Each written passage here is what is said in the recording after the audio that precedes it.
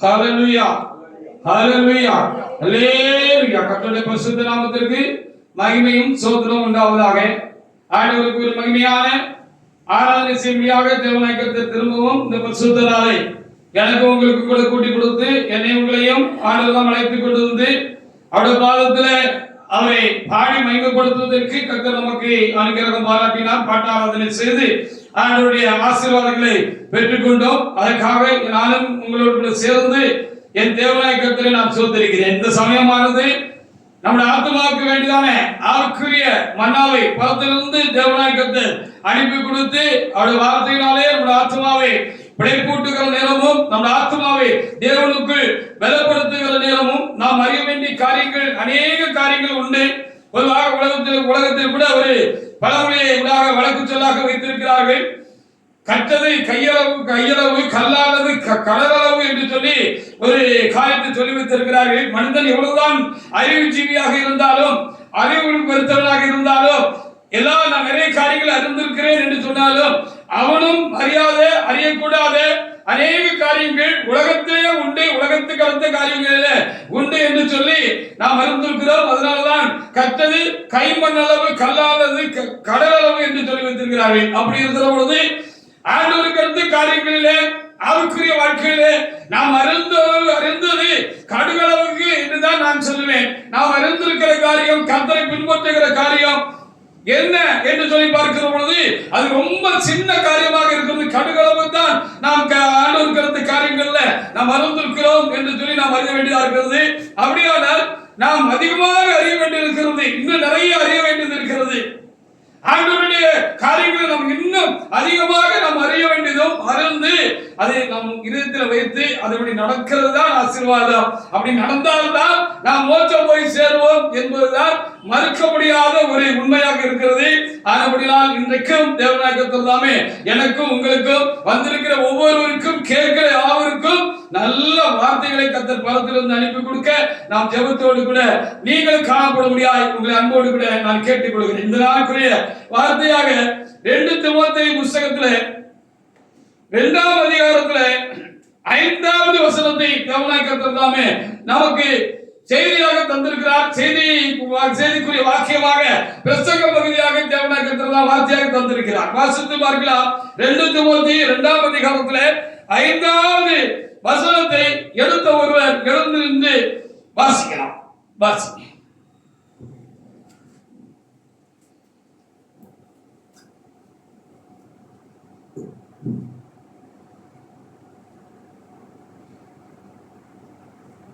மேலும் ஒருவன்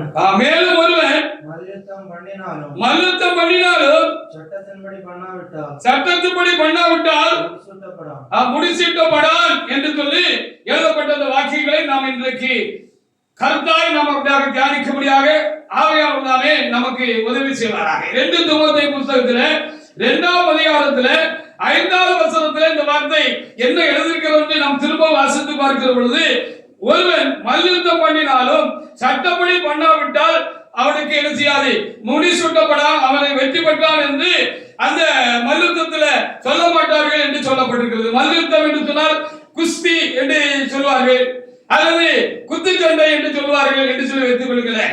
இப்படி குத்துச்சண்டை போடுகிற 2 வீரர்கள் ஒருவருக்கு ஒருவர் அப்படியாக மோதிக் கொள்கிற பொழுது பல பரீட்சை பார்க்கிற பொழுது அவர்கள் அந்த யுத்த களத்துல அந்த மல்யுத்த களத்துல அவர்கள் இப்படிதான் ஒருவரை ஒருவர் என்ன செய்ய வேண்டும், எதிர்கொள்ள வேண்டும், ஒருவரை ஒருவர் என்ன செய்ய வேண்டும், அவர்கள் தாக்கிக் கொள்ள வேண்டும் அல்லது குத்து விட வேண்டும், இப்படித்தான் அப்படித்தான் அப்படின்னு சொல்லி பல விதமான ஒரு காரியங்களை அவர்களுக்கு சட்டமாக அவர்களுக்கு தெரியப்படுத்தி வைத்திருப்பார்கள். அவர்களும் அதை நுணுக்கமாக கற்றிருப்பார்கள். அதற்கு மாறாக ஒருவரை அப்படியாக அடித்துக் கொள்வார்கள். அப்படி அடித்து கீழே தள்ளிட்டாங்க, அதனால நான் செய்துட்டேன் அப்படின்னு அவங்க சொன்னா அங்க இருக்கிற அந்த செய்வாரு அதை நடத்துகிற அவருக்கு 2 பேருக்கும் மத்தியில அப்படியாக இருப்பார் அல்லவா, அந்த நடுவர் என்ன சொல்வார் என்று சொன்னால், இல்லை நீ தப்பாக இந்த ஆட்டத்தை ஆடிவிட்டாய், ஆனபடினால் நீ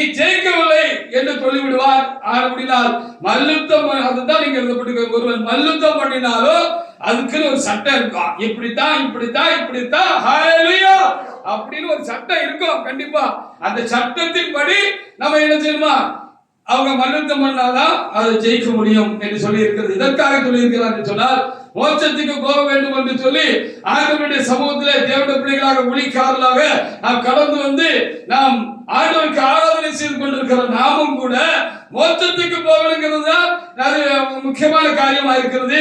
நித்திய ஜீவனை பெற்றுக்கொள்ள வேண்டும் என்பதுதான் முக்கியமான காரியமாக அது இருக்கிறது. அங்கே நமக்கு ஒரு ஜீவ கிரீடம் நம்ம தலையில் மேல வைக்கப்படும் என்று சொல்லி நாம் அறிந்திருக்கிறோம். அது வெற்றி பெற்றவர்களுக்கு தான் அது கொடுக்கப்படும். தோத்து போனவங்களுக்கு, இடையிலே போட்டுட்டு ஓடுனவங்களுக்கு, இல்லை இருந்துகிட்டு ஆண்டவர் சொன்னபடி இந்த ஓட்டத்தை ஓடாதவர்களுக்கு, ஆண்டவரை பின்பற்றாதவர்களுக்கு, அவருக்கு பின்ன அவரை சரியாக கலந்து போகாதவர்களுக்கு என்ன செய்யாது, இந்த வெற்றியாளர் என்கிறதான பட்டம் அவர்களுக்கு கிடைக்காது. அவர்களுக்கு நித்திய ஜீவன் அல்லது ஜீவ கிரீடம் அவர்களுக்கு கிடைக்காது என்பதை தான் அவர் உதாரணமாக இந்த மல்யுத்தத்தை முன்வைத்து அவர் சொல்லுகிறார். பொதுவாக நாம் அறிந்திருக்கிறோம், நம்முடைய தேவன் அன்புள்ளவர் என்று அறிந்திருக்கிறோம். உண்மைதான், அவர் அன்புள்ளவர் தான். இன்னொன்றையும் நாம் அப்படியே கருத்திலே கொள்ள வேண்டாம். அவர் அன்புள்ளவர் மாத்திரமல்ல, அவர் நீதி உள்ளவர் என்பதையும் நாம் என்ன செய்யணும், மனசுல வச்சுக்கிட்டு நம்ம ஆண்டவருக்கு பின்னால போகலாம், ஆண்டவரை நம்ம சேவிக்கலாம். அவர் அன்புள்ளவர் மாத்திரமல்ல, அவர் நீதி உள்ளவரும் கூட. அன்பும் நீதி உள்ளவர். அப்போ என்ன, எதையும் ஆண்டவர் என்ன செய்வார், நீதி நியாயத்தின்படிதான் அவர் செய்வார். எந்த ஒரு காரியமா இருந்தாலும் ஆண்டவர் நீதி நியாயத்தின்படிதான் செய்வார். நீதி நியாயம் இல்லாமல் அவர் ஒரு காரியத்தையும் அவர் என்ன செய்ய மாட்டார், செய்ய மாட்டார். அந்த நீதி நியாயங்களை தான், ஆண்டவர்களுடைய நீதி நியாயங்களை தான் நாம் என்ன செய்கிறோம், இறை சட்டம் என்று சொல்லுகிறோம். இறை சட்டம் என்று சொல்லி இந்தியாவுக்கு என்று சொல்லி பீனல் கோட் அப்படின்னு சொல்லி என்ன சொல்லுவாங்க, இன்னென்ன சட்டம், இன்னென்ன காரியத்துக்கு இன்னென்ன சட்டம், இந்திய சட்டம் என்று சொல்லி இருக்கிறது. ஆமா, அதே போல இந்த கர்த்தருடைய நீதி நியாயங்களை தான் நாம் என்ன சொல்கிறோம், இறை சட்டம், இறைவனுடைய சட்டம் என்கிறோம். அதை ஆண்டவர் என்ன செஞ்சிருக்கிறாரு, நமக்கு வேத புஸ்தகமாக எழுதி நம்ம கையில பரிசுத்த ஆவியானவர் கொடுத்திருக்கிறார். இந்த வேத புஸ்தகம் நமக்கு ஒரு சட்ட புஸ்தகம், புரிஞ்சுக்கிடணும். எல்லாத்துக்கும் ஒரு சட்ட புஸ்தகம் இருக்கும். உலகத்துக்கு ஒரு சட்ட புஸ்தகம் இருக்கிறது, இந்தியாவுக்கு ஒரு சட்ட புஸ்தகம் இருக்கிறது, ஒவ்வொரு நாட்டுக்கும் ஒரு சட்ட புஸ்தகம் இருக்கிறது. அதுபோல ஆவிக்குரியவர்களாக நமக்கு இந்த வேத புஸ்தகமே சட்ட புஸ்தகம் என்று சொல்லி நாம் கருத்தில் வைத்துக் கொள்ள வேண்டும். இந்த சட்ட புஸ்தகத்தில் இருக்கிறபடி நடந்துதான், கை கொண்டுதான் நாம் மோட்சம் அடைகிறோம் அல்லது ஜீவை கருத்தை பெற்றுக் கொள்கிறோம் என்பதை நாம் அறிந்து கொள்ள வேண்டும். அதனால என்ன செய்ய முடியாது, இந்த சட்ட புஸ்தகத்துல நமக்கு ஆதியாகமத்தில் இருந்து வெளிப்படுத்தலாக வரைக்கும் எல்லா காரியங்களுக்கும் இங்கே சட்டம் எழுதி கொடுக்கப்பட்டிருக்கிறது. சட்டம் வகுக்கப்பட்டு அது பரிசுத்த ஆவியானவரால், தேவனால், பரிசுத்தவான்களால் என்ன செய்யப்பட்டிருக்கிறது, எழுதி கொடுக்கப்பட்டிருக்கிறது. இப்படி எழுதி கொடுக்கப்பட்டிருக்கிறான இந்த சட்ட புஸ்தகத்துல ஒன்றை கூட விடாதபடிக்கு எல்லாவற்றையும் நாம் முழுமையாக நம்ம வாழ்க்கையில கை கொண்டு நடந்தால்தான் நம்ம என்ன செய்ய முடியும், மோட்சம் போக முடியும். அப்பதான் நமக்கு வெற்றியாளர், ஜெயிச்சிருக்கா அர்த்தம். அப்படிப்பட்டவர்களுக்கு தான் மோட்சமும் கிடைக்கும், மோட்சத்திலே ஜீவ கிரீடமும் கிடைக்கும் என்பதை நாம் மனதிலே தெளிவாக வைத்துக் கொண்டு இந்த வேத புஸ்தகத்தை கருத்தாக நாம் என்ன செய்ய வேண்டும், முதலாவது வாசிக்க வேண்டும், அதை தியானிக்க வேண்டும். அது என்ன சொல்லுகிறது என்பதை நாம் கருத்திலே கொண்டு, மனதிலே கொண்டு, அது என்ன சொன்னாலும் சொன்னபடி நாம் நடக்க வேண்டும். வேதம் ஒன்று சொல்லியிருக்க, நம்ம ஒன்று செய்த மாட்டோம்னா கண்டிப்பாக ஜீவக்கிரீடம் கிடைக்காது, மோட்சமும் கிடைக்காது. யாருக்கானாலும் கிடைக்காது. எனக்கும் அப்படிதான், உங்களுக்கும் அப்படிதான், ஒவ்வொருவருக்கும் அப்படிதான். நான் வில் பூட்டா பிரசங்கம் பண்ணிட்டு நான் சொன்னபடி நடக்கலன்னு வச்சுக்கோங்க, அப்ப சங்கடம் தானே, நான் போக முடியாது, நீங்க போயிருவீங்க. ஹல்லேலூயா! நான் சொன்னதை, வேதம் சொல்லுகிறதை நீங்கள் கவனித்து கேட்டு அதன்படி நீங்கள் நடந்தீர்களா, நீங்க போயிருவீங்க. ஊழியக்காரு சொல்லிட்டு அவரு முன்மாதிரியா நடக்கலன்னு சொன்னா கண்டிப்பா அவரும் போக முடியாதான். அதனால இந்த சட்ட புஸ்தகம் என்ன சொல்லுகிறதோ, இந்த வேத புஸ்தகம் என்ன சொல்லுகிறதோ அதை கவனித்து அதன்படி நடக்க வேண்டும் என்பதுதான் இன்றைக்கு நமக்கு கொடுக்கப்படுகிற பிரதானமான ஆலோசனையாக இருக்கிறது என்று நான் உங்களுக்கு அறிவிக்கிறேன். யாக்கோபு புத்தகத்துல 2ஆம் அதிகாரத்துல 10-11 வசனத்தை வாசிங்க. இது எனக்கு இல்ல, அது இருக்குன்னு சொல்றதுக்கு ஒண்ணும் இல்ல. யாரா இருந்தாலும் எல்லாவற்றையும் கை கொள்ள வேண்டாம். இது எனக்கு இல்ல, அவங்களுக்கு, அது அவங்களுக்கு இல்ல, எனக்கு அப்படின்னு சொல்றதுக்கு ஒண்ணும் இல்லை. எல்லாத்தையும் கை கொள்ளலாம், எல்லாம் கை கொள்ளப்பட வேண்டாம்.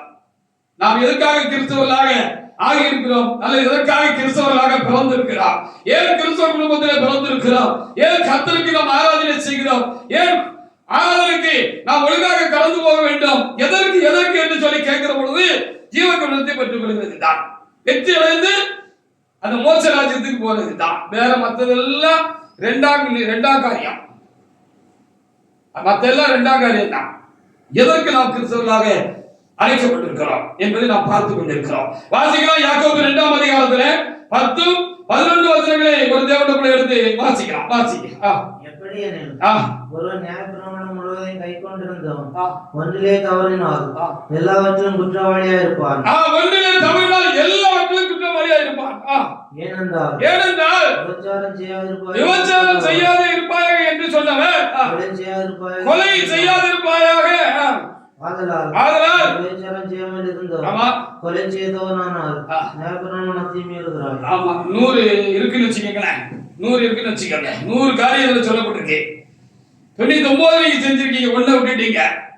அந்த 1னால என்ன சொல்லிருக்கீங்க? 10ல எப்படி ஒரு நியாயப்பிரமாணம் முழுவதையும் கை கொண்டிருந்த ஒன்றிலே தவறினால் மொத்தத்துல எல்லாத்திலும் குற்றவாளி தான் சொல்லப்பட்டிருக்கு. இது 1 தானே, இது 1 தானே விட்டுட்டேன். இதுல எப்படி எழுதிருக்கு? கூடாதுன்னு எழுதிருக்கு, செய்யாதுன்னு எழுதிருக்கு, அது செய்யன்னு எழுதிருக்கு. ஆனா இந்த ஒரு காரியம் எனக்கு என் மனசுக்கு அது ஏற்றுக்கொள்ள முடியல, அதனால விட்டுட்டேன். மற்றதெல்லாம் சாமி, இயேசு சாமி, நான் எல்லாத்தையும் நான் கை கொண்டேன் அப்படின்னு நீங்க நியாயத்தீர்ப்பு நாள்ல சொன்னீங்க, அல்லது கர்த்தருடைய வருகை நாள்ல நீங்க சொன்னீங்கன்னு வச்சுக்கீங்களேன், அதையும் நீ கை கொள்ளணும் தானமா உனக்கு சொல்லி இருந்தேன். நீ ஏமா அதை கை கொள்ளல? அது உனக்கு அது அது அது அது உனக்கு எழுதி கொடுக்கப்பட்டது தானே. இந்த வேத புத்தகம் கிறிஸ்துவை என்னை பின்பற்றுகிற உங்களுக்கு கொடுக்கப்பட்ட காரியம் தானே.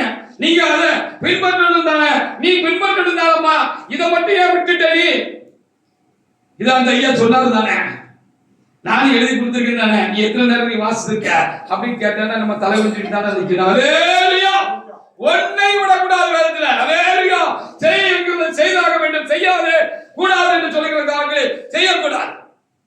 இப்படி நாம் எல்லாவற்றையும் நம்முடைய வாழ்க்கையில் அனுபவமாக கொண்டுதான் நாம் என்ன செய்யணும்? நாம் மோட்சம் போகணும். அப்பதான் ஜீவக்கிறது கிடைக்கும். அதேதான் ஒருவன் மல்யுத்தம் பண்ணினாலும் சட்டப்படி பண்ணாவிட்டால் அவனுக்கு முடிசூட்டப்பட மாட்டான் என்று சொல்லி இங்கே நமக்கு வார்த்தை அருளப்பட்டிருக்கிறது. மத்திய 5ஆம் அதிகாரத்துல 26 வாசிங்க.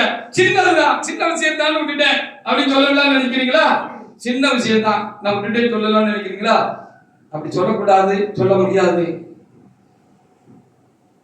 மறுவாழ்வில்லை என்று ஆண்டவரும் சொல்லிவிட்டு போயிருக்கிறார். ஏசப்பாவே சொல்லிட்டாரு, சின்ன காரியம் சொல்லி அசால்ட்டா இருக்காதீங்க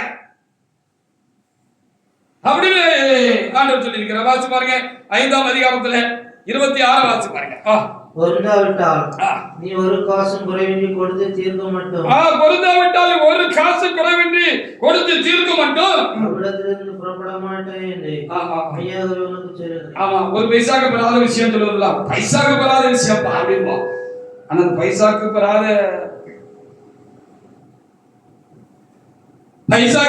விஷயமா இருந்தாலும் அதுலயும் கவனமா இருக்கணும். அது பைசாக்கு பெறாத விஷயம் எதுவுமே வேத்தல் கிடையாது. வழக்கு சொல்றேன். ஆனா எல்லாம் விளைவிப்பான காரியம். இது எழுதப்பட்ட ஒவ்வொரு காரியமும் நாம் பயபக்தி அடையவும், பரிசுத்தம் அடையவும், தேவ சாயல் அடையவும், தேவனை போல இயேசுவை போல நாம் மகிமையடைந்து மறுரூபமாகி நாம் மோட்சத்துக்கு போவதற்கு இங்க ஆலோசனைகள் நமக்கு எழுதி கொடுக்கப்பட்டிருக்கிறது. சட்ட திட்டங்கள் நமக்கு வகுத்து கொடுக்கப்பட்டிருக்கிறது. இதுல ஒண்ணு நீங்க விட்டுட்டீங்கனாலும், ஒருவேளை நாளைக்கு நீங்களும் கர்த்தருடைய வருகை நாள்ல நம்ம உயிரோடு கூட இருப்போம் என்று சொன்னால், கர்த்தருக்கு ஆராதனை செய்து கொண்டு இருப்போம் என்று சொன்னால் என்ன செய்ய முடியாது? அந்த ஒண்ணு மிஸ் ஆயிருந்தா நம்ம மருவமாக மாட்டோம்னு பிரிச்சுக்கோங்க. ஹல்லேலூயா! மருவமாகிறதுனாலதான் மோட்சம் போக முடியும். இந்த இரத்தமும் மாம்சமும் என்ன செய்யாது, பரலோக ராஜ்யத்தை சுதந்தரிப்பதில்லை என்று சொல்லி வேதம் சொல்லியிருக்கிறது. இந்த நதையும் சரமும் சதைய நரம்பும் மாம்சமுமாக இரத்தமாக இருக்கிற இந்த மாம்ச சரீரம் மகிமையிலிருந்து இயேசு உயிர் தெழுந்த பொழுது அவருக்கு உண்டாயிருந்தது போல அது ஆவிக்குரிய சரீரமாக மாறுகிறது தான் வருவா. புரிஞ்சுக்கிட்டீங்களா? ஆவிக்குரிய சரீரமாக மாறிவிட்டது. அவருக்கு முதல்ல இரத்தமும் மாம்சம் இருந்தது. மாம்ச சரீரத்தில் இருந்தார். அவர் மறுத்து 3ஆம் நாள் உயிரிழந்த பொழுது அவர் என்ன ஆயிட்டாரு? ஆவிக்குரிய சரீரத்தோடவராகத்தான் இருந்தார். அதான் வருவா. அவர் மகிமையில் இருந்தார். அப்படி இயேசுவை போல நாம் மருவமாகிதான் போனோம். அதுக்கு நீங்க ஒண்ண விட்டுட்டாலும் போச்சு நீங்க எழுதப்பட்டிருக்கிறது. ஒரு காசும் குறைவின்றி கொடுத்து தீர்க்க மட்டும் நீ இங்க இருந்து புறப்பட மாட்டாய் அப்படின்னு சொல்லியாச்சு. அப்போ ஏதாவது சின்ன மிஸ்டேக் இந்த வேதத்தில் எழுதப்பட்டதுக்கு மாறா மட்டும் இருந்துச்சுன்னா நம்ம போக முடியாது. ரொம்ப கவனமா வச்சுக்கோங்க. இன்னைக்கு நிறைய போதகர்கள் நல்ல போதகர்கள் சொல்றதா கள்ள போதகர்கள் சொல்றதா எனக்கு தெரியல. இதுல வேண்டாம்னு சொன்னது அதெல்லாம் ஒண்ணுமில்ல, நீ வச்சுக்கோ. உனக்கு எப்போ ஆவியானவர் சொல்றாரோ, உனக்கு எப்போ ஆர்டர் சொல்றாரோ அப்போ அதுக்கு தக்கன ஒண்ண மாத்திக்கலாம் அப்படின்னு போதிக்கிறவங்க இருக்கிறாங்க. சரிதானா? ஒண்ணு சொல்ற நல்லா தெளிவா கேட்டுக்கோங்க. மறைமுருகனுக்காக இருக்கிற ஒன்றை தான் கர்த்தர் என்ன செய்வாரு? காலத்துல வெளிப்படுத்துவார். சில காரியம் நமக்கு விளங்கலை வச்சுக்கோங்களேன்.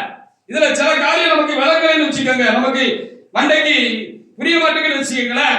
அது மறைமுருகனாக இருந்தால் ஆண்டவரே இந்த வேத பகுதி இந்த வேத வசனம் எனக்கு விளங்கல அப்படின்னு நீங்க கேட்டீங்கன்னா ஒருவேளை தீர்க்க தரிசனமா இருக்கும். அப்ப அது விளங்கலன்னு சொல்லி வச்சுக்கோங்க. அப்போ ஆண்டவர் என்ன செய்வாரு? ஜெயிச்சுக்கிட்டே இருந்தீங்கன்னா ஒரு நாள் அதுக்கு சரியான ப்ராப்பரான அதுக்கு சரியான அதனுடைய அர்த்தம் என்ன பொருள் என்னன்னு சொல்லி கொடுப்பார். சில காரியங்கள் உங்களுக்கு ஓப்பனா நேரடியாக எழுதப்பட்டிருக்கு. அநியாயம் செய்யாதிருப்பாயாக, அநியாயக்காரன் தேவ ராஜ்யத்தில் பிரவேசிக்க மாட்டான். இது விளங்கல, எனக்கு விளங்கல, உங்களுக்கு விளங்கல. இது மறைபொருளாக எழுதி வச்சிருக்கு. ஒரு எக்ஸாம்பிளுக்கு சொல்றேன். ஹalleluya. அவ தீமோத்தேயுல எழுதி வச்சிருக்கு, பேதுரு எழுதி வச்சிருக்கார். 2 அப்போஸ்தலர் சொல்லி வச்சிருக்காங்க. புறமான அலங்கரிப்பு உங்களுக்கு அலங்காரமாக இருக்கக்கூடாது அப்படின்னு சொல்லி தெளிவாக ஆண்டவருடைய வார்த்தை எழுதி வச்சிருக்கு. சரிதானா? ஹalleluya. அப்ப புறமான அலங்கரிப்பு கூடாது. தேவனுக்கு பிரியமா தான் நம்ம உடுத்தணும். நம்மள வெளித்தோட்டத்து வெளிப்படையாகவும் வெளியிலே நம்ம அலங்கரிச்சுக்கணும். உள்ள வந்து பரிசுத்தம் இருக்கு, உள்ள அன்பு இருக்கு, உள்ள தேவனுக்கு பிரியமான காரியம் இருக்கு, வெளியில இருக்கு அப்படின்னு இன்னைக்கு சொல்லுற ஊழியக்காரர்கள் இருக்கிறாங்க. ஆண்டவர் அன்பை தான் கேட்டாரு, பார்த்தாரு, அடையாளத்தை இல்லைன்னு மக்களை வழி தப்ப செய்யக்கூடிய ஊழியக்காரர்கள். அப்ப எதுக்கு நீங்க எழுதி கொடுத்திருக்கிறது? இந்த 2 பகுதியிலும் ஏன் புறம்பான அலங்கரிப்பு கர்த்தருக்கு வேண்டாம் என்று சொல்லி இருக்கிறது? அப்போ நான் இப்பொழுது விசுவாசி, நான் இப்பொழுது தேவனுடைய பிள்ளை, நான் தேவனால் மீட்கப்பட்டிருக்கிறேன், தேவனுடைய சமூகத்தில் இருக்கிறேன். எனக்கு பிரியமாக வாழும்படியாக தேவன் என்னை அவருடைய ராஜ்யத்திலே அவருடைய சபையில் கொண்டு வந்து வைக்கவில்லை. அவருக்கு என்ன பிடிக்குமோ அப்படி என்னை மாற்றிக்கொண்டு வாழ்வதற்கு தான் ஆண்டவர் என்ன செய்திருக்கிறாரு? என்ன ரச்சித்து உங்களை ரச்சித்து உங்களை கொண்டு வந்து எங்களை கொண்டு வந்து சபையில வச்சிருக்கிறார். சரிதானா?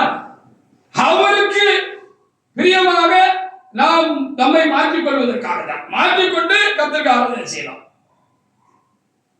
இந்த சமுதாயத்துக்கு பிரியமா நம்ம காரணம் கிடையாது. நமக்கு பிடிக்கும் பிடிக்கலங்கிறதெல்லாம் காரியம் கிடையாது. ஒரு மணவாட்டியுடைய காரியம் என்னன்னு சொன்னா மணவாளன் கண்ணுக்கு பிரியமா இருக்கணும். ஹalleluya. அப்ப இயேசு சொல்லிட்டாரு, மகனே நீ என்னுடையவனாகி விட்டாய். நான் உன்னை ஒரு நாள் வந்து உனக்கு பரிசு போட்டிருக்கிறேன், நீ ஞானஸ்நானம் பெற்றிருக்கிறாய், நீ பரிசுத்த ஆவியை பெற்றிருக்கிறாய், உனக்கு நான் பரிசு போட்டிருக்கிறேன். நான் ஒரு நாளைக்கு நான் வந்து திரும்பவும் நீ செய்வேன். அழைச்சிட்டு போவேன் அப்படின்னு என்னுடைய வீட்டுக்கு நான் அவனை அழைச்சு கொண்டு போவேன் அப்படின்னு சொல்லி ஆண்டவரே நம்மளை வச்சுட்டு போயிருக்கிறார். பரிசு போட்டு வச்சுட்டு போயிருக்கிறார். ஹல்லேலூயா. நிச்சயம் பண்ணிட்டு போயிருக்காரு. ஹல்லேலூயா. அப்ப நிச்சயம் பண்ணியாச்சு. நிச்சயம் பண்ண பொண்ணு நேரத்து வரைக்கும் அவருக்கு பிரியமா ட்ரெஸ் போட்டிருப்பா, அவருக்கு பிரியமா அலங்காரம் பண்ணியிருப்பா, அவருக்கு பிடிச்ச கலர் ஒன்று இருக்கும், அவருக்கு பிடிச்ச உணவு ஒன்று இருக்கும். இப்படி இருந்திருப்பா. என்னங்க பரிசம் போட்டாச்சோ அப்ப இவன் நினைவெல்லாம் எப்படி இருக்கும்னா, இதான பெண்களுடைய காரியம், எல்லா பெண்களுடைய காரியம் தானே. அந்த மணவாளனையே நினைச்சுக்கிட்டு இருப்பா. ஹல்லேலூயா. ஆமா, இப்பெல்லாம் நல்லா போன் இருக்கு, அடிக்கடி நம்ம என்ன செஞ்சுக்கலாம், பேசி முடிச்சாச்சு அப்படின்னு சொன்னா இப்போ உள்ள பிள்ளைகள் எல்லாம் எடுத்துறாங்க, ஆண்குறி பிள்ளைகள் என்ன செய்யறாங்க, கேலி பேசுறாங்க. ஆமா, மணிக்கணக்கா பேசுறாங்க. பேசும்போது அவரு ஏதாவது சொல்லுவாரு, சொன்னா உங்களுக்கு என்ன பிடிக்கும் அப்படின்னு தான் கேட்கிறாங்க. ஹல்லேலூயா. எனக்கு நீ இப்படி இருந்தாதான் பிடிக்குமா, எனக்கு நீ அன்னைக்கு பச்சை கலர்ல சேலை கட்டிட்ட பத்தியா, எனக்கு பச்சையில அவரை பிடிக்க கிடையாது. அப்படியா, உங்களுக்கு என்ன கலர் பிடிக்கும், எனக்கு லைட் கலர் ட்ரெஸ் தான் பிடிக்கும், லைட் கலர் போட்டிருந்தாதான் எனக்கு பிடிக்கும். அப்படியா அப்படின்னு சொல்லிட்டு சரி அப்படின்னு நம்ம கேட்டுட்டு சும்மா இருப்போம். நம்ம அத்தானுக்கு நம்மளை கல்யாணம் கட்டி போறதுக்கு போல மாமாவுக்கு என்ன பிடிக்கும், லைட் கலர் ட்ரெஸ் தான் பிடிக்கும்னு சொல்லிட்டாருன்னா, அடுத்தால ஒரு மணி நேரம் கழிச்சு பேசுறதுக்கு முன்னால நம்ம நேரத்து வரைக்கும் நமக்கு லைட் கலர் பிடிக்காது, நமக்கு டார்க் தான் பிடிக்கும், நமக்கு இருட்டு தான் பிடிக்கும். நமக்கு டார்க் பிடிக்காது, நமக்கு பிடிக்கும் இருட்டு தான் பிடிக்கும். ஆனா மணவாளனுக்கு இப்ப என்ன பிடிக்கும், நம்ம கட்டிக்க போற மணவாளனுக்கு என்ன பிடிக்கும்னா லைட் கலர் தான் பிடிக்கும், வெளிச்சம் தான் பிடிக்கும். ஹல்லேலூயா. அப்ப நம்ம என்ன செஞ்சிருவோம், அடுத்தால ஒரு மணி நேரம் கழிச்சு அவர் போடுவார், எத்தனை மணிக்கு நமக்கு தெரியும், அதுக்குள்ள நம்ம போட்டிருந்த டார்க் ட்ரெஸ் நமக்கு வேண்டாம், அவருக்கு பிடிக்கல, இது வேண்டாம் அப்படின்னு அதெல்லாம் ஒரு வாரமா பீரோல வச்சுட்டு இல்ல நம்ம அக்கா தங்கச்சிக்கு கொடுத்துட்டு நம்ம என்ன செய்வோம், லைட் கலர் ட்ரெஸ்ஸா பார்த்து இது வரைக்கும் நமக்கு அது பிடிக்காது, அவருக்கு பிடிக்கிறதுக்காக நம்ம என்ன செய்வோம், அந்த லைட் கலர் ட்ரெஸ் தான் இவங்க போடுவோம். அடுத்தால வீடியோ கால் பண்ணும்போது என்ன செய்வோம், என்ன திடீர்னு இப்படி உங்களுக்கு பிடிக்காதுன்னு சொல்லிட்டீங்களா, பரவாயில்ல என்ன, அதனால நான் எனக்கு பிடிச்சாலும் பரவாயில்லன்னு அது வேண்டாம்னு போட்டுட்டேன், நீ உங்களுக்கு பிடிச்ச மாதிரி தானே இருக்கணும், உங்க கண்ணுக்கு தானே நான் பிரியமா இருக்கணும் அப்படின்னு சொல்லுகிற பொழுது அந்த மனவாளனுக்கு எவ்வளவு சந்தோஷமாக இருக்கா, அவருக்கு எவ்வளவு சந்தோஷமா இருக்கும் என்று சொல்லி நம்ம அறிந்திருக்கிறோம். ஹல்லேலூயா. அப்போ அந்த ட்ரெஸ் எல்லாம் தூக்கி உங்க தங்கச்சிக்கு அல்லது அக்காவுக்கு மதினிக்கு இல்ல குடும்பத்தில் இருக்கிறவங்க அந்த டார்க் ட்ரெஸ் நீங்க குடிக்கீங்கன்னு வச்சுக்கீங்களா, உங்களுக்கு பிடிச்ச ட்ரெஸ் பிடிக்கல, என்னட்டி நீ இதுதான் உனக்கு ரொம்ப பிடிக்கும், என்ன எல்லாத்தையும் ஒவ்வொருக்கா சாரவாதம் கொடுத்துருக்க, நீ வச்சுக்கோன்னு சொல்லி கேட்டா நமக்கு எதோட சிரிச்சு சொல்லுவோம், அவருக்கு பிடிக்கல எனக்கு வேண்டாம் அப்படின்னு சொல்லுவோம். ஹல்லேலூயா. இதுதான் கிறிஸ்தவ வாழ்க்கை. இப்படி கிறிஸ்துவுக்கு எது பிடிக்கும் எது பிடிக்காது, எது சரி எது சரியில்லை என்று சொல்லி இங்க விவரமாக என்ன செய்யப்பட்டிருக்கிறது, வேத புத்தகத்துல நமக்கு எழுதி வகுத்து கொடுக்கப்பட்டிருக்கிற சட்டம், இந்த சட்ட புத்தகம் சொல்லுகிறது, அதுபடி நம்மளை மாற்றி விடணும்ங்கிறதா காரியமாக இருக்கிறது. அதுக்காக நம்ம ஆண்டவரை சோத்திரம் அப்படி அதைத்தான் இங்க பிரசங்க வாக்கியம் நமக்கு கோடிட்டு காட்டுகிற முக்கியமான ஒன்றாக இருக்கிறது. யோவான் 8:10-11 வாசிங்க. ஆண்டவரை ரொம்ப தயவு கொடுத்தவர், அதனால உடனே மனுஷங்களை மாதிரி என்ன செய்ய மாட்டாரு, நிற்க மாட்டார், இறுக்கி பிடிக்க மாட்டாரு, கொஞ்சம் லூசா விடுவார் நம்மள. சரி நம்ம கட்டாயப்படுத்தி அந்த மகன் இந்த காரியத்தை செய்ய வேண்டாம், அவனுக்கு கொஞ்சம் டைம் கொடுப்போம், சமயம் கொடுப்போம், அன்பா சொல்லிக்கிட்டே இருப்பாரு. ஹல்லேலூயா. நீங்க பைபிள் வாசிக்கும் போது பேசுவாரு, ஜெபம் பண்ணும் போது பேசுவாரு, இல்ல யாரை கொண்டாலும் பேசுவாரு, இல்ல உங்க ஊழியக்காரரை கொண்டு என்ன கொண்டு யாரை கொண்டாலும் அதை சொல்லி நைஸா சொல்லிக்கிட்டே இருப்பார், அன்பா சொல்லிக்கிட்டே இருப்பார். ஹல்லேலூயா. ஹல்லேலூயா. அப்போ அவரு மன்னிக்கிறதுல பெரிய ஆளு, அதனால நம்ம சரியா இருக்கோம் அதனால நம்ம நல்லா இருக்கோம்னு கிடையாது, நம்ம நிறைய சரியில்லாம தான் இருக்கோம். ஆண்டவர் சொன்னபடி நம்ம வாழ்க்கையில நிறைய மாத்திக்கிட வேண்டியது இருக்கு, சரி பண்ண வேண்டியது இருக்கு. ஆனாலும் அவர் மன்னிக்க தேவைப்படுத்தவர், கொஞ்சம் யூசுவான ஆளுன்னு வச்சுக்கீங்களேன், யூசுவான ஆளு. ஆமா, அவரை மாதிரி ஒரு யூசுவான ஆளு யாரும் கிடையாது, நானும் கிடையாது, நீங்களும் கிடையாது. ஒருத்தரும் கிடையாது. வாசிங்க யோவான் 8:10-12. இயேசு நிமிர்ந்து அந்த ஸ்திரீயை தவிர வேறொருவரையும் காணாமல் இயேசு நிமிர்ந்து அந்த ஸ்திரீயை தவிர வேறொருவரையும் காணாமல் உன்னை குற்றம் சாட்டினவர்கள் எங்கே? ஆமா ஒருவனாகிலும் உன்னை ஆக்கினைக்குள்ளாக தீர்க்கவில்லையா என்றார். என்ன கேட்டாரு? அதற்கு அவள் இல்லை ஆண்டவரே. இல்லை ஆண்டவரே என்றார். இயேசு அவளை நோக்கி ஆமா நான் உன்னை ஆக்கினைக்குள்ளாக தீர்க்கிறது நானும் உன்னை ஆக்கினைக்குள்ளாக தீர்க்கிறது இல்ல. நீ போய் நீ பாவம் செய்யாதே. ஆமா மனுஷகுமாரன் பாவிகளை ரட்சிக்கிறது தான் தாய். அதனால ரொம்ப நம்மள மாதிரி இல்ல, ரொம்ப நீடிய சாந்தம் நீடிய பொறுமையும் உள்ளவருமாக அவர் இருக்கிறார் என்று சொல்லி நம்ம என்ன செய்யணும் அறிஞ்சிருக்கிறோம். அதுக்காக வேதத்துக்கு மேல உன்னை வச்சுக்கிட்டே இருக்கோங்கிறது இருந்தா அது வேண்டாம், அது வேண்டாம். எவ்வளவு சீக்கிரமா முடியுமோ அவ்வளவு சீக்கிரமா நான் என்னை மாத்திக்கிடணும், என்னதெல்லாம் மாத்திக்கிடணும், நானும் கேட்டு நானும் என்னை மாத்திக்கிடணும். நீங்களும் வந்திருக்கிற ஒவ்வொருத்தரும் இங்க ஆண்டவருடைய இந்த சட்ட புஸ்தகம் என்ன சொல்லுது அப்படின்னு பார்த்து இந்த சட்ட புஸ்தகத்தின்படி வாழ நம்மை மாற்றிக்கொள்ள வேண்டும், அதை பழக்கிக் கொள்ள வேண்டும். அப்பதான் நமக்கு ஜீவகிரீடம் கிடைக்கும், மோட்சம் போகலாம். 100 வருஷம் இயேசுவின் பிள்ளை இயேசு பிள்ளைன்னு சொல்லிட்டு நம்ம வாழ்ந்து மறிச்சு மோட்சத்துக்கு போலேன்னா என்னத்துக்கு? புறஜாதிகளுக்கு நமக்கும் என்ன வித்தியாசம்? ரட்சிக்கப்படாதவர்களும் மோட்சம் போக முடியாது, ரட்சிக்கப்பட்டிருக்கிறேன் சொல்லி விட வேண்டியதை விட்டு விடாதவர்கள், அவருக்கு பிரியமாக தங்களை மாற்றிக் கொள்ளாதவர்களும் மோட்சம் போக முடியாதுன்னா நம்ம கர்த்தரை அறிஞ்சதுல என்ன லாபம் இருக்கு? நீங்க கொஞ்சம் யோசிச்சு பாருங்களேன்.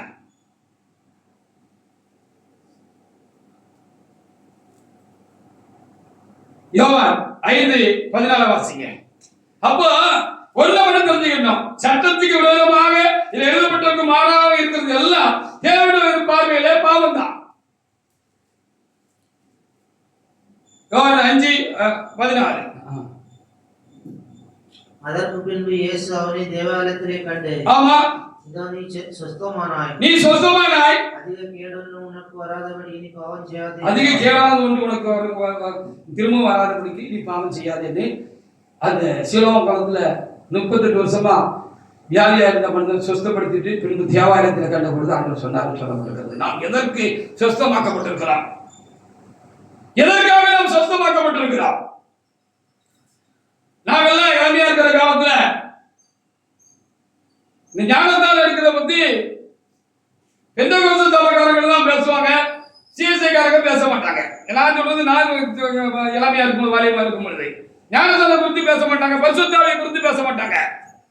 ஆமா பேச மாட்டாங்க. இந்த பெந்தகோஸ்து சபைக்காரங்க தான் என்ன செய்வாங்க, இந்த சிபிஎம் காரங்க அப்படிப்பட்ட பிற சபைக்காரங்க தான் இருக்குவாங்க, ஞானத்தாலத்தை குறித்து பேசுவாங்க. அப்படியே கொஞ்ச காலம் பொழுது அவங்க அழுத்தி சொன்ன போது இவங்க ஞானஸ்தானத்தை பத்தி பேசுறாங்க, ஆனா முறையான ஞானஸ்தானம் கொடுக்க மாட்டாங்க. பிறந்த உடனே என்ன செஞ்சிருவாங்க, வெளியே அந்த 14 நாள் ஏதோ ஒரு கணக்கு உண்டு, நினைக்க 30 நாள் ஒரு கணக்கு உண்டு. அது முடிஞ்ச உடனே அங்க கூட்டிட்டு போய் ஐயர்வாள் இருப்பாரு, ஐயர்வாள் தானே 1 இயர் அப்புறமா ஏதோ ஒரு கணக்கு உண்டு. அங்க கொண்டு போய் எடுத்துவாங்க, அந்த ஐயர்வாள்கிட்ட கொண்டு போய் ஆராதனைக்கு கொண்டு போய் எடுத்துவாங்க. ஞானஸ்தானங்கிற பேர்ல அங்க ஒரு இது இருக்கும், அதுல புனித நீர் இருக்கும், அதை எடுத்து தெளிச்சு ஞானஸ்தானம் சொல்லி தெளிச்சு அனுப்பிடுவாங்க. ஹல்லேலூயா! ஞானஸ்தானம் என்னன்னு வேதம் சொல்லுது? பாவத்துக்கு செத்து நீதிக்கு பிழைக்க முடியாது. ஆனா பாவத்துக்கு செத்து இருந்தோம், நீதிக்கு பிழைக்கணும். நீதி என்னது? இந்த சட்டத்துக்கு பிழைக்கணும், இந்த வேத புத்தகத்துக்கு பிழைக்கிறதுக்காக தான். இந்த வேத புத்தகப்படி பரிசுத்தமா வாழ்கிறது தான், தேவனுக்கு பிரியமா வாழ்கிறதுக்காக தான் ஞானஸ்தானம். அவன் தெரிஞ்சுட்டு வந்த பிறகுதான் அந்த ஆம்பளை பிள்ளையாக இருக்கும், பொம்பளை பிள்ளையாக இருக்கும், எல்லா அக்கிரமத்தையும் செய்யறதுக்கு அது பழகிக்கிடும். இதுக்கு பேர் ஞானஸ்தானமா? ஹல்லேலூயா! இப்பவும் அப்படிதான் இருக்கும்னு நினைக்கிறேன். சில சிஎஸ்ஐ ஆர்சி போட்ட இடங்கள்ல அவன் பரிசுத்தாவியை போதிக்கிறது இல்ல, அவன் பரிசுத்தாவியை கொடுத்து காலத்துல போதிக்க ஆரம்பிச்சாங்க. ஆர்சியில கூட நான் வரைய பிள்ளையாக ஒரு 10, 30, 40 வயசு இருக்கிற பொழுது என்ன செய்திருக்கிறார்கள், எல்லாரும் ஆவிக்குரிய கூட்டம் சொல்லிட்டு கூட்டம்லாம் கலைச்சு போகுது, இந்த பெந்தகோஸ்து சபைக்கு போகுதுன்னு அவங்களும் கமிட்டியில பேசி வாங்கி என்ன செஞ்சுட்டாங்க தெரியுமா, கரிஸ்மேட்டிக் கூட்டம் அப்படின்னு சொல்லி ஒரு கூட்டம் வச்சாங்க. அதுக்கு பேர் கரிஸ்மேட்டிக் கூட்டம். ஆமா சிஎஸ்ஐ என்ன செஞ்சாங்க, முதல் நடத்த ஆரம்பிச்சுட்டாங்க. முதலாம் கிடையாது. சரி ஆவியை பட்டாச்சு, ஞானஸ்தானம் பட்டாச்சு, அவ்வளவுதானே? எதற்கு ஞானஸ்நானம் எடுக்க வேண்டும் என்று வேதம் சொல்கிறது? யோவான் 3:5 வாசி பாருங்க. எதுக்கு பரிசுத்தத்தை பெற்றுக்கொள்ள வேண்டும் என்று வேதம் சொல்கிறது? யோவான் 3:5 வாசி பாருங்க. இயேசு பிரயத்தனமாக ஒருவன் ஜலத்தினால் ஆவியினாலும் பிறவாவிட்டால் ராஜ்யத்தில் பிரவேசிக்க மாட்டான் என்று ஆமா, இது அடிப்படையான சத்தியம். ஹல்லேலூயா. கண்டிப்பா ஒரு மனுஷன் மனம் திரும்பி பாவம் மன்னிப்புக்கென்று இயேசு ஞானஸ்நானம் எடுக்க வேண்டும் என்று வேதம் சொல்கிறது. அதோடு கூட பரிசுத்த ஆவியை பெற்றுக்கொள்ள வேண்டும். ஹல்லேலூயா. இது ரெண்டையும் பெற்றுக்கொண்டால்தான் இதுதான் பவுண்டேஷன். ஒரு கிறிஸ்தவன் என்று அங்கீகரிக்கப்படுவதற்கு, வேதம் அங்கீகரிக்கப்படுவது, வேதத்தினால் அங்கீகரிக்கப்படுவதற்கு, ஆண்டவர் நம்மை அங்கீகரித்துக் கொள்வதற்கு, அவருடைய பிள்ளை என்று அங்கீகரித்துக் கொள்வதற்கு என்னன்னு சொல்லி பார்க்கிற பொழுது, ஒரு மனுஷன் முறையா மனம் திரும்பி விட்டு விட வேண்டிய எல்லாத்தையும் விட்டுட்டு பிதாகுமாரன் பரிசுத்தாவின் நாமத்தினாலே ஞானஸ்நானம் பண்ணணும். விட்டு விட வேண்டிய எல்லாத்தையும் விட்டுட்டு வச்சுக்கிட்டு இல்ல. ஹல்லேலூயா. எல்லாவற்றையும் விட்டு மனம் திரும்பணும். தன்னையும் வெறுத்தவன் தான் எனக்கு சீசன் சொல்லியிருக்கு. நம்ம இருக்கிறது என்னது? நமக்குன்னு சில காரியங்கள் பிடிக்கும், ரொம்ப பிடிக்கும்.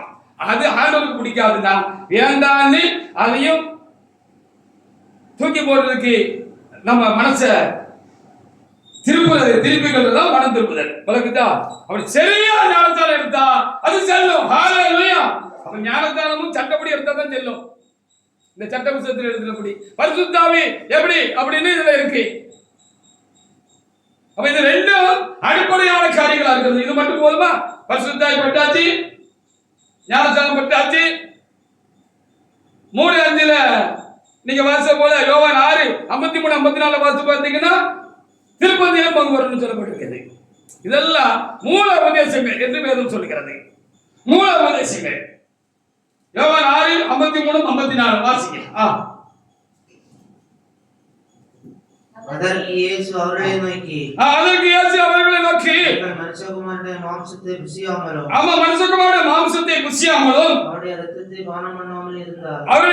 பானம் பண்ணாமல் இருந்தால் உங்களுக்குள்ளே ஜீவன் இல்லை என்று மெய்யாகவே உங்களுக்கு சொல்லுகிறேன். அடுத்த வசனம், என் மாம்சத்தை புசித்து என் இரத்தத்தை பானம் பண்ணாதவனுக்கு பண்ணுகிறவனுக்கு தெளிவா வாசிக்கணும். பண்ணுகிறவனுக்கு நித்திய ஜீவன் உண்டு. நான் அவனை கடைசி நாளில் எழுப்புவேன். ஹல்லேலூயா. மரித்தாலும் உயிரோடு கூட மறுபடியும் எழுந்து நாம் என்ன செய்வோம்? ஆண்டவர் சமூகத்துக்கு போகும்னு எழுதியிருக்கிறது. இதெல்லாம் மூல உபதேசங்கள். இவங்க மட்டும் இல்ல, தொடர்ந்து நித்தமும் நாம் என்ன செய்ய வேண்டும்? கர்த்தருக்காக வாழணும். இந்த சட்ட புத்தகத்தில் எழுதியிருக்கிறபடி வாழணும். எதை விட்டுருக்கோங்கிறத கருத்தா அந்த வேதத்தை வாசித்து பார்த்து அதை தியானிச்சு, இல்ல நம்ம போதனை பண்ணுகிற பொழுது பரிசுத்தவான்கள் என்ன செய்வார்கள்? ஊழியக்காரர்கள் அது நமக்கு விளங்காம இருந்தாலும் அதை பகுத்து போதிப்பாங்க. அதுக்கு அது நம்ம விளங்குற மாதிரி நமக்கு சொல்லிக் கொடுப்பாங்க. அது நான் சொல்ல முடியாது, எனக்குள்ள இருக்கிற ஆண்டவர் சொல்லிக் கொடுப்பாங்க. ஹல்லேலூயா. நிறைய காரியங்கள் போதிக்கும் போது எங்களுக்கு இன்னும் அது ரொம்ப விளப்பமா தெரிகிற மாதிரி இருக்கும். நான் நிறைய பேர் அந்த அனுபவத்தை பார்த்திருக்கிறேன். ஹல்லேலூயா. அந்த போதனை உங்களுக்கு மாத்திரமல்ல, போதிக்கிறவங்களுக்கும் அதில் உண்டாயிருக்கும். ஹல்லேலூயா. நேற்று வரைக்கும் எனக்கு அந்த காரியத்தை குறித்து இருந்த வெளிச்சம் இப்போ இன்னும் வெளிச்சமா தெரியும், இன்னும் தெளிவா தெரியும். வெளிச்சமா தெரியும்னா இன்னும் தெளிவா டிரான்ஸ்பரண்டா தெரியும்.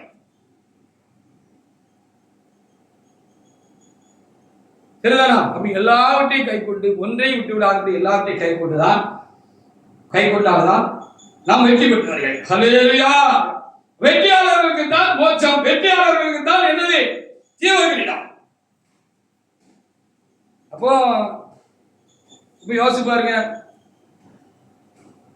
நம்ம என்ன சரியா இந்த சட்ட புஸ்தகத்தின்படி கைக்கொள்ளாத நடக்காத நம்மளுடைய இல்லாத காரியம் கொஞ்சம் நெஞ்சமா இருக்குன்னு நினைக்கிறீங்க? கொஞ்சம் நெஞ்சம் இருக்கு, நிறைய இருக்கும். அதனால நமக்குள்ளே நாம் திருப்தி அடைந்து விடக்கூடாது.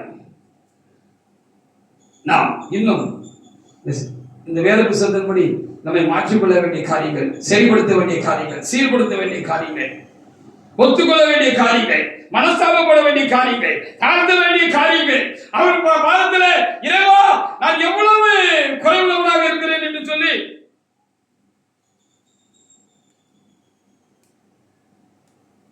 நாம் தேவனிடத்தில் மன்றாட வேண்டியிருக்கிறது. புறம்பாகவே நிறைய காரியம், நம்ம செயல்களிலே இன்னும் நிறைய காரியங்கள் விட்டுவிட வேண்டியது இருக்கு. நமக்கு நடக்கையிலே நம்ம வேதத்துக்கு மாறாக நம்மகிட்ட நிறைய காரியம் இருக்கு, அதெல்லாம் சரி பண்ண வேண்டியது இருக்கு. ரோமர் 12:1-2 வாசி பாருங்க. அப்ப மோட்சம் போகலாம், ஒன்னும் கஷ்டம் இல்ல. இந்த வேதத்துப்படி நடக்க நம்ம இதயத்தை சாத்திட்டோம்னா கண்டிப்பா மோட்சம் போயிடலாம். வாசிங்க ரோமர் 12:1-2. அப்படி இருக்க சகோதரரே, உங்கள் சரீரங்களை பரிசுத்தமும் தேவனுக்கு பிரியமான ஜீவ பலியாக ஒப்புக் கொடுக்க வேண்டும் என்று ஆமா தேவனுடைய இரக்கங்களை முன்னிட்டு ஆமா உங்களை வேண்டிக் கொள்கிறோம். நீங்கள் செய்யத்தக்க புத்தியுள்ள ஆராதனை. நீங்கள் இந்த பிரபஞ்சத்திற்கு ஒத்த வேஷம் தெரியாமல் தேவனுடைய நன்மையும் பிரியவும் பரிபூர்ணமான சித்தம் இன்னதென்று பகுத்தறியத்தக்க உங்கள் மனம் புதிதார நாளை மருவமான அதே வாசி. அல்லாமலும் எனக்கு அருளப்பட்ட கிருபை அதில் அதுக்கு முன்னால 1-2 வாசிக்கலாம். அப்படி இருக்க சகோதரரே,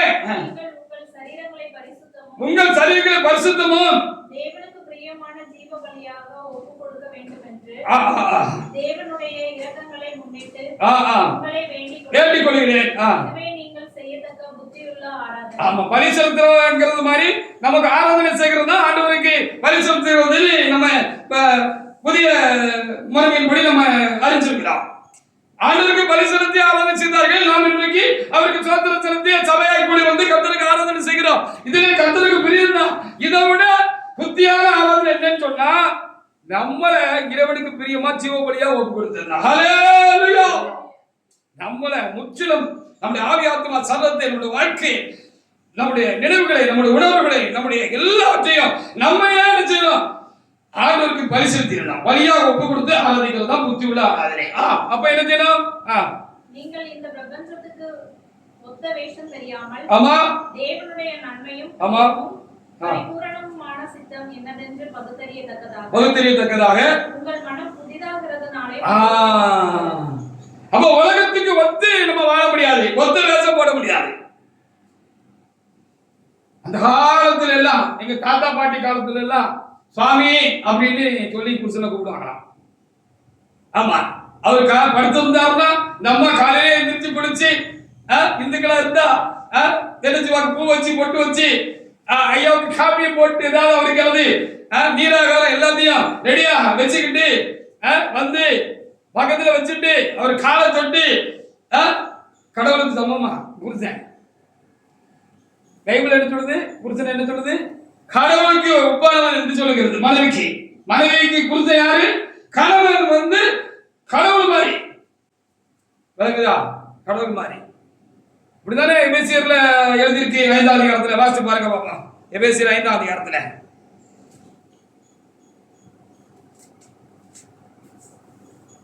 23ஆம் வசனத்துல வாசி பாப்பா. 23. கிறிஸ்து சபைக்கு தலைவனாய் இருக்கிறது போல கிறிஸ்து சபைக்கு தலையாக இருக்கிறது போல புருஷனும் மனைவிக்கு தலையாய் இருக்கிறான். அப்படின்னு எழுதியிருக்கு இல்லையா? அப்படிதான் எழுதியிருக்கு. அப்படிதான் இங்க எழுதியிருக்கு. 33 வாசித்து பாருங்க. எப்படியும் உங்களில் அவனவன் தன்னிடத்தில் அன்பு கூறுகிறது போல தன் மனைவியினிடத்தில் அன்பு கூற கடவன். மனைவியும் புருஷனிடத்தில் பயபக்தியா இருக்கு. அப்ப ஆண்டவர்கிட்ட மட்டும் பயபக்தியா இருந்தா போதுமா? புருஷன்கிட்டயும் பயபக்தியா தான் இருக்கணும். அப்படி சுவாமின்னாங்க. அப்புறம் என்னங்க நாங்க வாங்க நாங்க போங்க நாங்க எங்க காலத்துல எல்லாம். இப்போ என்னடா வாடா வாடா வாடா அப்படின்னு கூப்பிடுறாங்களா? நம்ம வாடா வாடான்னு கூப்பிடலாமா? எல்லாரும் கூப்பிடலாங்கிறதுக்காக இப்போ ட்ரெண்டு.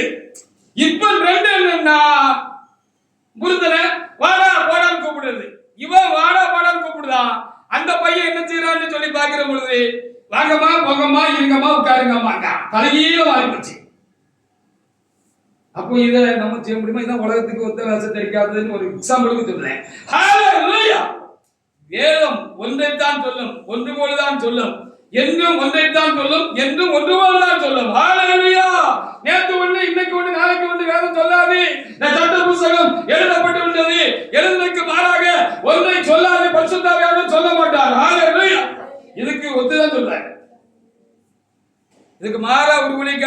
நடத்துறாருன்னா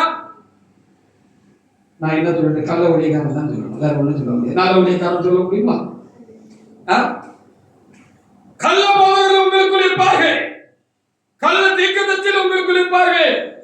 அவர்கள் கேட்டுக்கு இணக்கமான காரியங்களை தந்திரமாக நுழைய பண்ணி தங்களை கிரயத்துக் கொண்ட ஆண்டவரை மறுதலித்து உங்களை ஆண்டவரை விட்டு விலகி தப்பான வழியில உங்களை நடத்துவாங்கன்னு வேதம் சொல்லியிருக்கு. இதெல்லாம் நான் சொல்றதெல்லாம் வேதம் சொன்னதுதான், நான் சொல்றது கிடையாது. சரிதானா?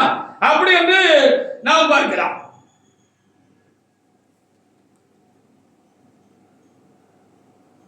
நம்ம எல்லாத்திலும் சரியா இருக்க முடியாத அழைக்கப்பட்டிருக்கிறோம். சரியில்லை என்றால் சரிப்படுத்திக் கொள்ள வேண்டாம். 1:1 வாசிக்க. அப்ப மனசு புதியாகணும்னு சொல்லியிருக்கு இல்லையா இதுல ஏற்கனவே. அப்போ மனசுதான் இருக்கிறதுல ஒஸ்ட் அப்படின்னு சொல்லியிருக்கு. மனசு தெரியாதுன்னா நம்முடைய செயலும் சரியாயிடும். உள்ள தெரியாதா நம்முடைய வெளி புறம்பான காரியங்களும் சரியாயிடும். மன சட்டத்தை ஏற்றுக்கொண்டு என்றால் அது வாழ்க்கையில வெளிப்படும், நம்முடைய செயலில் வெளிப்படும், கிரியையில வெளிப்படும், பேச்சில வெளிப்படும், நம்முடைய பார்வையில வெளிப்படும், சிந்தனையில வெளிப்படும். அப்ப அடிப்படை நம்ம மனம் புதியாகணும். அதான் மனம் புதிதாகனாலே மருவமாக சொல்லியிருக்கு. 1:15-16 வாசி பாருங்க. உங்களை அழைத்தவர் பரிசுத்தராய் இருக்கிறது போல நீங்களும் உங்கள் நடக்கைகள் எல்லாவற்றிலும் பரிசுத்தராய் இருங்கள். ஆமா, இயேசுகிட்ட ஏதாவது குறை குற்றம் இருக்குன்னு யாரும் சொல்ல முடியுமா? யோவான் 8:ல் என்ன சொன்னாரு? என்னிடத்திலே பாவம் உண்டு என்று சொல்லி யார் என்னை குற்றப்படுத்த கூடும் என்று சொன்னார். ஹல்லேலூயா. அப்ப அவரை மாதிரி மாறுறதுக்கு தான் இது நமக்கு எழுதி கொடுக்கப்பட்டது. இதை ஒன்ன விட்டுட்டோம்னு வச்சுக்கோங்களேன், நமக்கு பிரியமா இருக்குன்னு ஒன்ன விட முடியலன்னு வச்சுக்கோங்க, விட்டுட்டோம்னு வச்சுக்கோங்களேன், நம்ம காது இயேசு காது மாதிரி இல்லைன்னு அர்த்தமாயிடும். ஹல்லேலூயா. நம்ம கையை இயேசு கை மாதிரி மாறலன்னு ஆயிடும். நம்ம கண்ணு இயேசுவை போல பரிசுத்தமுள்ள கண்களாக மாறாமல் இருந்து விடும். என்ன கண்கள், என்ன அழகான கண்கள், ஒரு அம்மா அழகா பாட்டு பிடிப்பாங்க, இயேசுவின் கண்கள் அப்படின்னு சொல்லி. அப்ப பாத்தீங்களா, ஒன்ன விட்டுட்டீங்கன்னா அப்படி ஆயிடும். இந்த கழுத்து இயேசுவின் கழுத்தை போல ஆகணும். அப்ப மனசு மாறினா வாழ்க்கையும் மாறிடும், நாமும் மாறிடுவோம். ஹல்லேலூயா. 10 வருஷத்துக்கு முன்னாடி பார்த்த பாஸ்டர் சாலமோன் அப்படிதான் இப்பவும் இப்படிதான் இருக்காரு, அப்போது இப்ப ஒஸ்டா இருக்காருன்னு சொன்னா என்ன சாட்சி? என்ன சாட்சி? நான் ஒரு 10-15 வருஷத்துக்கு முன்னாடி இந்த ஐயா கிட்ட பேசிக்க பழகிருக்கேன். அப்போ பார்த்தத விட இப்ப ஒஸ்டா இருக்காரு, மோசமா இருக்காருன்னு சொன்னா நம்ம எப்படி மோசம் போக முடியும்? 10 வருஷத்துக்கு முன்னாடி இந்த ஐயாவை பார்த்தேன், அப்பவும் கொஞ்சம் நல்ல மனுஷன் தான், சில காரியங்கள் கொஞ்சம் யோசனையா இருந்துச்சு, அதெல்லாம் இப்ப இல்ல. ஹல்லேலூயா. இப்ப நிறைய மாறி இருக்காரு. இதான் கிறிஸ்துவம், இதான் கிறிஸ்துவாக மாறுகிற அனுபவம். கிறிஸ்துவாக மாறிதான் மோசம் போடும்.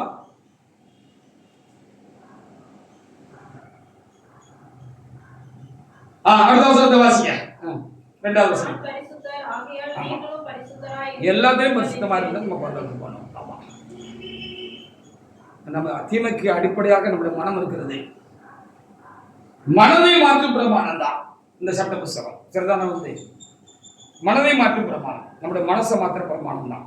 மனம் மாறுகிற பொழுது ஆட்டோமேட்டிக்கா வாழ்க்கைக்கு என்ன செஞ்சிடும், நம்ம வாழ்க்கையை மாறிடும், நம்மளுடைய அனுபவங்கள் எல்லாம் மாறிடும், நம்முடைய செயல், பேச்சு, பார்வை எல்லாம் மாறிடும்.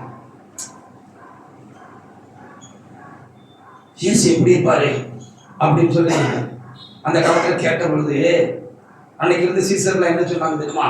இயேசு பவுலடியார் மாதிரி இருப்பாரு அப்படின்னு காமிச்சாங்கன்னு சொல்லி வேதத்துல இருக்கிறார். ஹல்லேலூயா. ஏன்னா அவரே அப்படி சொன்னார், என்னிடத்தில் யாதொரு குற்றத்தை நான் காணவில்லை, அதனால் நான் நீதிமானாகிறதில்லை, என்னை நியாயம் விசாரிக்கிறது என்னுடைய கர்த்தராகிய இயேசு கிறிஸ்துவே அப்படின்னு தாழ்மையா சொன்னவர் இன்னொரு இடத்துல ஜனங்களுக்கு போதித்து புத்தி சொல்கிற பொழுது தன்னை மாதிரியா வச்சார். நான் கிறிஸ்துவை பின்பற்றுகிறது போல நீங்கள் என்னை பின்பற்றுங்கன்னு சொன்னார். ஹல்லேலூயா. அப்படி சொல்ல ஒரு ஊழியக்காரர் தகுதியுடையவனா இருக்கணும். கடைசியில் என்ன சொன்னார் தெரியுமா? கலாத்திய புத்தகத்தில் கடைசியில என்ன சொன்னார் தெரியுமா? கிறிஸ்துவுடைய அச்ச அடையாளங்களை நான் தரித்திருக்கிறேன். ஹல்லேலூயா. என்ன பார்த்தா இயேசு பார்த்த மாதிரி அப்படின்னு சொன்னார். அப்படி இயேசுவா மாதிரி தான் அவங்க எல்லாம் மோட்சம் பெறுகிறாங்க போல இருக்கு. ஹalleluya. இயேசுவாய் மாறாதவனுக்கு இயேசுவை போல சாயல் நம்மிடத்தில் பூர்ணப்படாத வரைக்கும் ஒரு மனிதனும் வெற்றியாளன் கிடையாது. வேண்டுமானால் சொல்லுங்க கொண்டு சொல்லலாம். நாம் மல்யுத்த காலத்தில் இருக்கிறோம், யுத்த காலத்தில் இருக்கிறோம், நாம் பிரயாசப்படுகிறோம், நாம் போர் செய்கிறோம், ஒரு முறை தோற்கிறோம், பலமுறை ஜெயிக்கிறோம், இல்லது பலமுறை தோற்கிறோம், ஒரு முறை ஜெயிக்கிறோம் என்று வேணா வைத்துக் கொள்ளலாம். ஹalleluya. நாம் எல்லாவற்றையும் வெற்றி கண்டுதான் நாம் மோட்சம் போய் சேர வேண்டும் என்று கர்த்தர் நமக்கு இன்றைக்கு ஆலோசனை தருவதற்காக நன்றி செலுத்துகிறார். ஆண்டவர் சொன்னார் லூக்கா 18:13-14 எடுத்து வாசி பாருங்க. லூக்கா 18:13-14.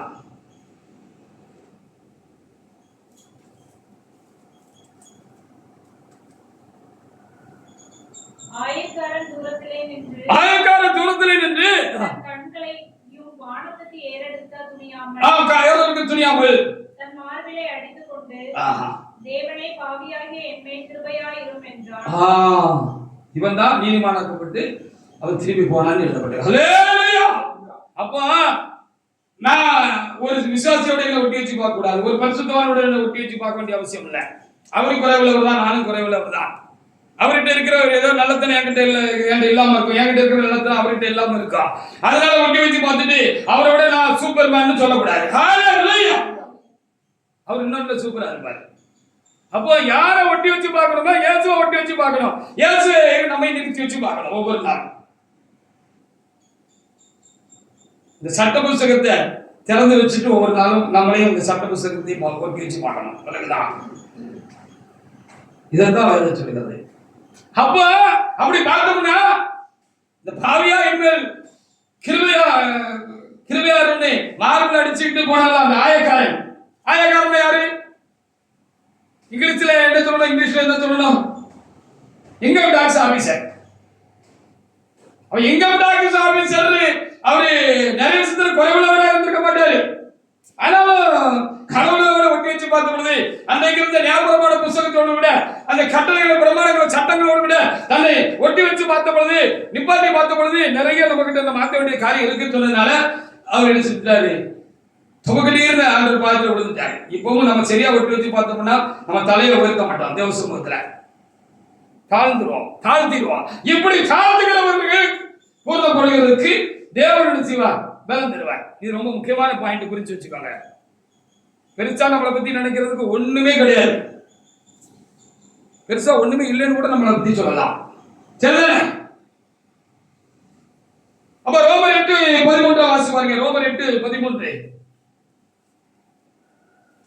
அப்ப இப்படி நம்ம இந்த பைபிளுக்கு இந்த பைபிள் சட்டத்தின்படி நமக்கு இன்னும் சரி பண்ண வேண்டிய காரியம் நிறைய இருக்கிறத நாம் இந்த நிதானத்தோடு நாம் நம்மை உயிர்த்து ஆராய்ந்து சோதித்து பார்க்கிற அனுபவம் நமக்கு உண்டாயிருந்தார். மிகுந்த தாழ்மையாய் காணப்படுவான், மனசாபப்படுவான்.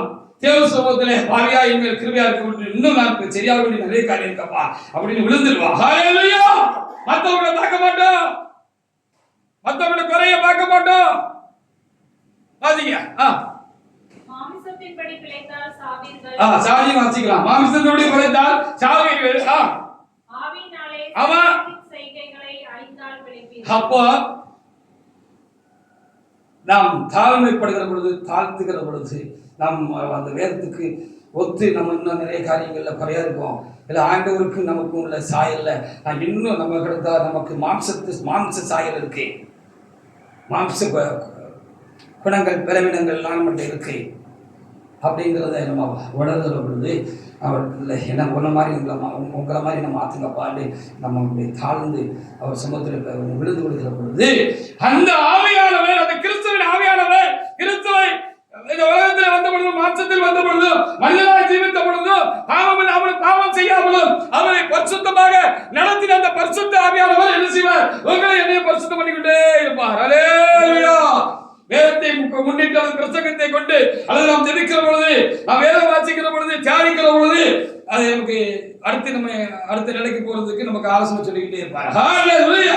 இதை கருத்தாய் கேட்டால் நாம் வெற்றி அடைந்து விடுவோம், நமக்கு ஜீவிக்கிறது கிடைக்கும்.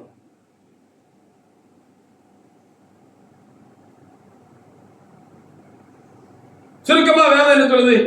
லூக்கா 10:25 முதல் சில வசனங்களை வாசிக்கலாம். லூக்கா 10:25 முதல்.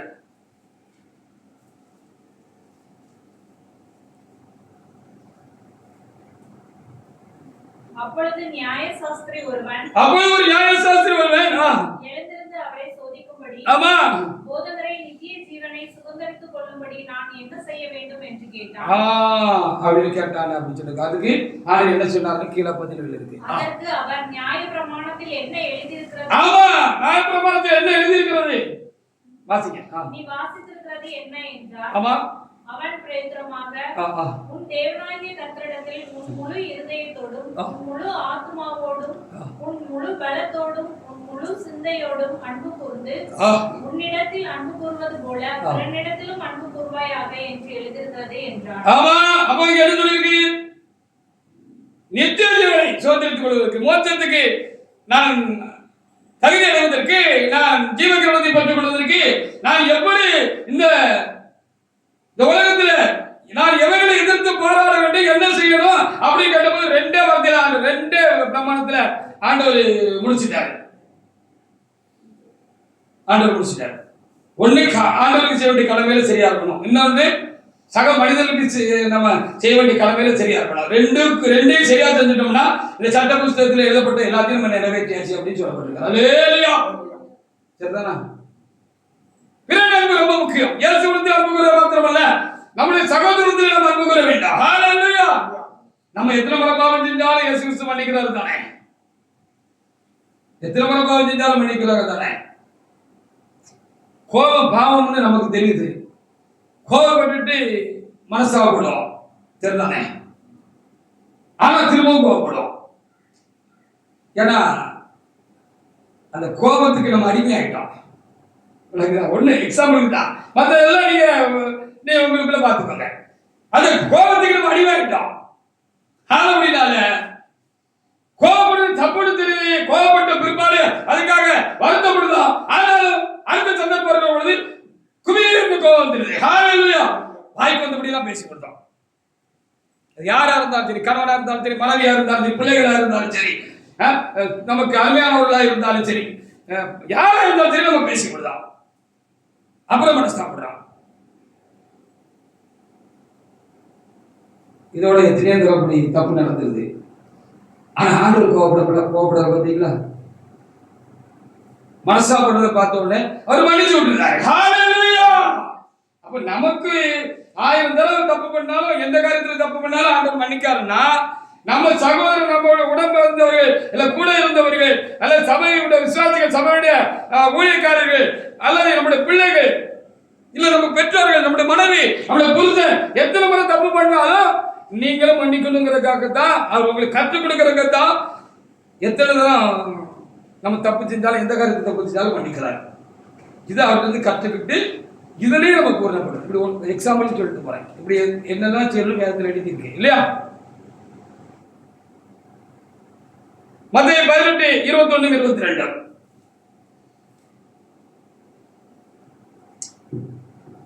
பேதுரு இப்படி போதிக்க கேட்டிருந்திருக்கிறார்.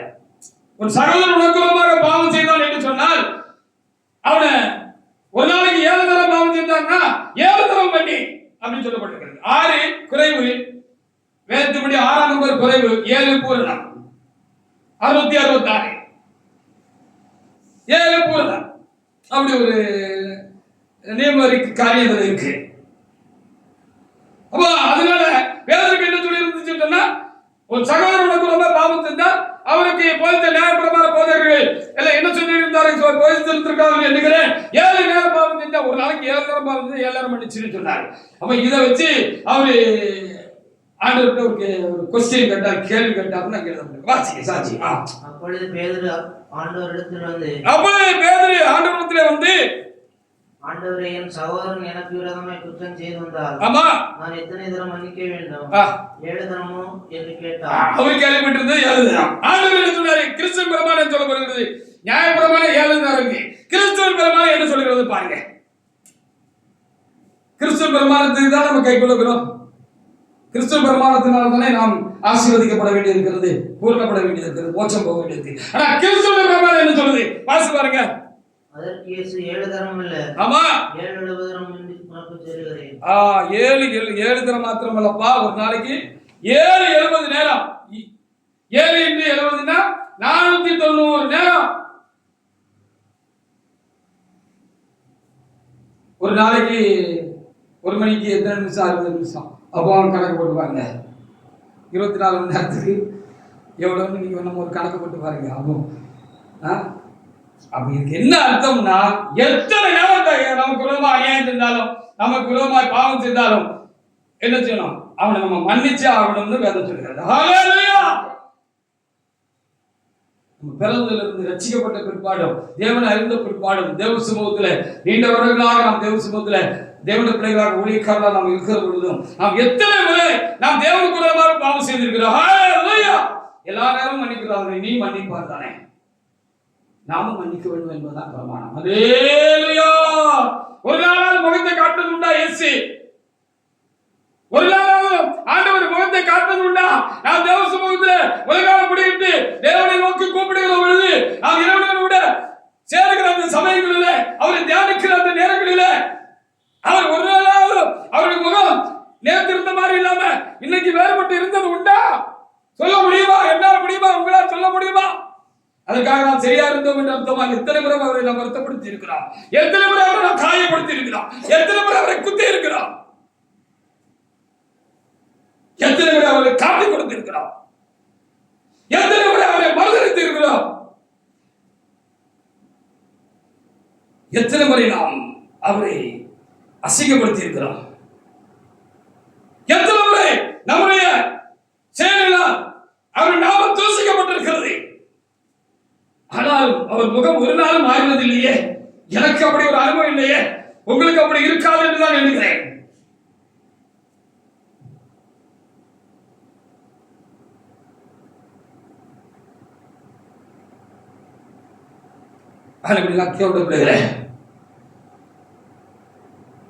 நாம் மனிதர்களுக்கும் இறைவனுக்கு செய்ய வேண்டிய கடமைகளை சரியாய் செய்ய வேண்டும். இந்த துள சரீரத்தையும் இறைவனுக்கு பிரியமாக நாம் பரிசுத்தப்படுத்திக் கொண்டே இருக்க வேண்டும். அவருக்கு பிரியமாக இதை நாம் மெருகூட்டிக் கொண்டே இருக்க வேண்டும், அழகுபடுத்திக் கொண்டே இருக்க வேண்டும். மாசு மறுபற்றவர்களாக உள்ளே வெளியும் இறைவனை போல மாசு மறுபற்றவர்களாக நாம் கரநிலையற்றவர்களாக, கரநிலையத்தை கற்புள்ள கனியாக நாம் கிறிஸ்துவுக்காக நிற்கும்படியாக நாம் ஒவ்வொரு நாளும் நாம் ஆயத்தம் பண்ணிக் கொள்கிறதிலே நாம் கவனம் செலுத்த வேண்டாம். அப்பொழுது நாம் வெற்றி பெறுவோம். நமக்கு ஜீவகிரீடம் நம்ம தலையில என்ன செய்யப்படும்? தரிப்பிக்கப்படும்.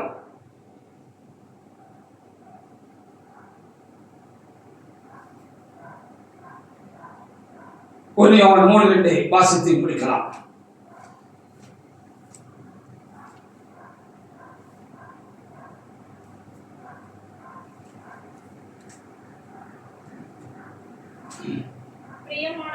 பிரியமானவர்களே, இப்பொழுது தேவனுடைய பிள்ளைகளாக இருக்கிறோம். இனி எவ்விதமாய் இருப்போம் என்று இன்னும் வெளிப்படவில்லை. ஆகிலும் அவர் வெளிப்படும் போது, அவர் வெளிப்படுகிற பொழுது அவர் இருக்கிற வண்ணமாகவே நாம் அவரை தரிசிப்பதினால் அவருக்கு ஒப்பாய் இருப்போமாம் என்று அறிந்திருக்கிறோம். பிரியமானவர்களே, நாம் ரட்சிக்கப்பட்டவர்களாக இருக்கிறோம். ரட்சிக்கப்பட்டவர்களுக்கு பேர் தான் தேவனுடைய பிள்ளைகள். ஆனாலும் நாம் இனி எவ்வளவாக இருக்க போகிறோம் என்று வேதம் சொல்கிறது. அவர் வருகிற பொழுது அவர் இருக்கிறது போல அவரை தரிசிக்க போகிறபடினால் நாம் என்ன செய்ய போகிறோம்? அவரை போல பூர்ண பரிசுத்தவான்களாய், பூர்ண பரிசுத்தவாட்டிகளாக, பாவமில்லாத பரிசுத்தவான்களாக, பரிசுத்தவாட்டிகளாக நாம் மாறி அவரோடு கூட அவரை தரிசித்து அந்த மோட்ச ராஜ்யத்துக்குள்ளே பிரவேசிக்க போகிறோம். அங்கே நமக்கு உற்சவ வஸ்திரம் நமக்கு தரிப்பிக்கப்பட போகிறது. அங்கே நமக்கு தலையில ஜீவ கிரீடம் நமக்கு தரிப்பிக்கப்பட போகிறது. இதற்கு தகுதி அடையக்கூடியாக கர்த்தர் உங்களை என்னை ரட்சித்து அவருடைய வீட்டிலே கொண்டு வந்து வைத்து நித்தமும் போதித்துக் கொண்டிருக்கிறார். அவருடைய பரிசுத்த வேத புத்தகம் சட்டமும் நமக்கு போதிக்கிற ஒன்றா இருக்கிறது. இப்படி மல்யுத்தம் பண்ணுகிறவர்கள் எப்படி சட்டப்படி யுத்தம் பண்ணி வெற்றியாளர்கள் அறிவிக்கப்பட வேண்டுமோ அப்படி போல நாமும் அறிவிக்கப்பட வேண்டும் இருக்கிறது.